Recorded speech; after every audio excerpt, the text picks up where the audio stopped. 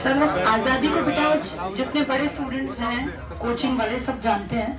1947 में पहला दिवस मनाया गया और उस हिसाब से 4 साल तो 50 तक हो गए और अब 73 इयर्स, अब यानी 77 नंबर का ये इंडिपेंडेंस डे हम मना रहे हैं। आज़ाद हुए 76 साल पूरे हो गए और इन 76 सालों में बहुत सारी अच्छी चीजें इस देश में घटी, कुछ कमियां भी रही, तो वो हर देश में होती हैं, पर प्राउड करना चाहिए कि हम इंडियंस हैं और इतने खूबसूरत देश में हमारा जन्म हुआ, जिसमें पहाड़ों से लेके पर्वत, पहाड़, पठार, मैदान और द्वीप है, सब कुछ है इस देश में।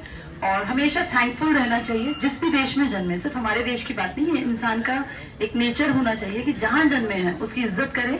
और धरती को हम माँ के रूप में पूजते हैं, तो ये भारत हमारी इसलिए माता कहलाता है, क्योंकि माँ के प्रति मन में एक अलग ही प्यार, एक लगाव, एक जुड़ाव होता है। और ये क्लास 10th का एक टॉपिक भी है कि भाई देश को माँ के रूप में ही क्यों मानते हैं। तो इसके पीछे का लॉजिक ये बताया जाता है कि अगर कभी दिक्कत आए, परेशानी आए, तो बच्चा जो सबसे ज्यादा केयर कर सकता है ना, जो सबसे ज्यादा लगाव करता है, वो अपनी माँ से करता है।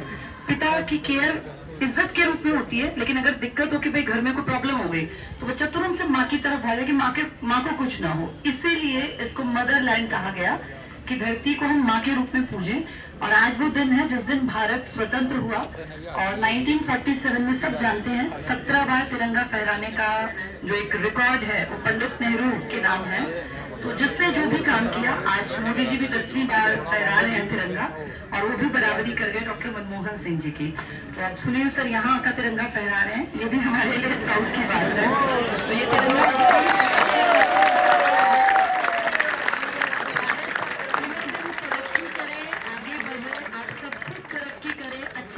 बने और बीइंग अ ह्यूमन बीइंग, एक नेचर के साथ हमेशा लगाव, जुड़ाव रखें, रिश्तों की कद्र करें, लोगों से प्यार करें। जब कहीं पहुंच जाए किसी मुकाम पे, तो जितना हो सके दूसरे की मदद करें। थैंक यू बेटा।